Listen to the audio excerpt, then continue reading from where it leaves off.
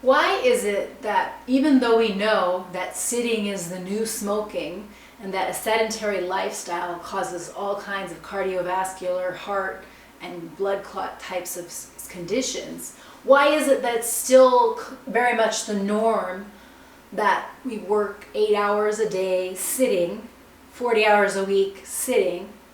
And why is it that it's so hard for people to get get out of kind of their conditioning and their little paradigm for what life is, what's normal and what's done?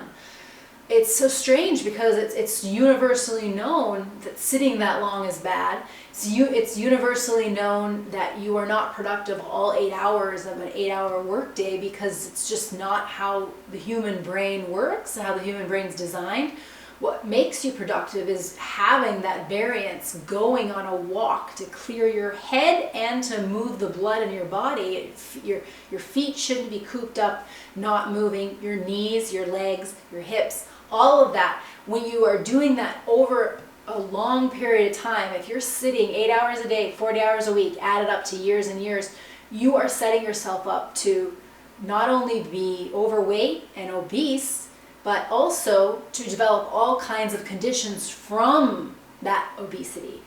We are made to move, we are made to be active, and when you're in that 9 to 5 paradigm and sitting, it is not good for you. And it's strange that we know that and yet we do nothing. And that's how a lot of things are. It's like we'll know that things are bad for us, but it's like we just kind of get caught in this short-term thinking of, well, I'm not going to worry about that now, I'll worry about that later. Well, things happen incrementally. They happen gradually.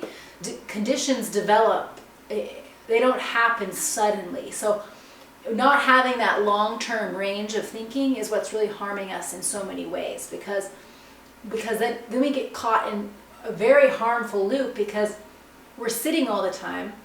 We're not moving, and then when we do move, we move over to go get some kind of comfort food that again feels good. It's a nice treat, but it's a better treat if you have been moving. It's definitely not a treat if you have been completely sedentary, and it just actually compounds the problem with your blood and your lungs and all of the sitting, and then having something that actually causes that inflammatory response in you that takes more work to digest, takes more work, does more harm to your organs and liver and all of that. So how do we get out of this? Well, the thing is, you have to get out of any kind of paradigm and any kind of assumption by realizing it's an assumption.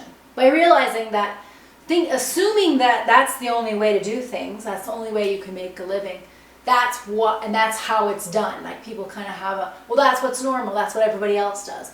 That's an assumption. There's all kinds of people who are doing all kinds of you make your life what you want. If you want to be moving more, you're going to make it happen. You cannot let yourself get into that complacency that is sold to us as normal, because then you are going to deteriorate. You are going to just wither because you're just not pushing back against an assumption. And we have all kinds of assumptions that are harmful. They're limited beliefs, and some of them are not just individual, like only I hold this. There's sometimes a collective belief that everyone thinks is how it is. This is how it is. And so you have to not just look at your own distortions, but collective distortions to really unpack what's best for you and to get out of these ruts. Because when you get stuck, you can get yourself out by seeing, what are the assumptions I have about why I have to be in this? What are the assumptions I have that I've normalized to make this seem like this is the only option? So I hope this was helpful.